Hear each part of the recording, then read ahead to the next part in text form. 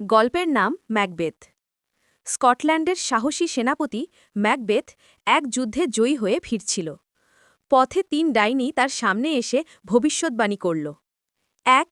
সে হবে কডোরের ধেন, এরপর হবে স্কটল্যান্ডের রাজা। অল্প সময়ে প্রথম ভবিষ্যদ্বাণী সত্যি হল। এতে ম্যাকবেথের মনে লোভ জন্মাল। তার স্ত্রী লেডি ম্যাকবেথ তাকে উস্কে দিল রাজা হওয়ার জন্য।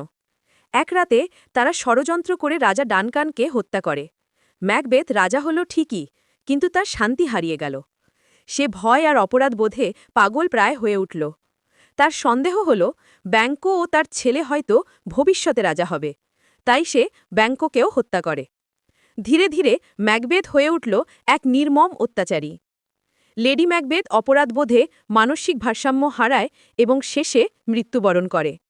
শেষে ম্যাকডাফ ও ম্যালকাম সেনা নিয়ে ম্যাকবেথের বিরুদ্ধে যুদ্ধ করে। ম্যাকডাফ জানায় সে মায়ের গর্ভ থেকে স্বাভাবিকভাবে জন্মায়নি, অপারেশনে জন্ম, তাই তাকে কোনো মানুষই মারতে পারবে না, যেটা ডাইনি বলেছিল। অবশেষে ম্যাকডাফ ম্যাকবেথকে হত্যা করে এবং স্কটল্যান্ডে শান্তি ফিরে আসে।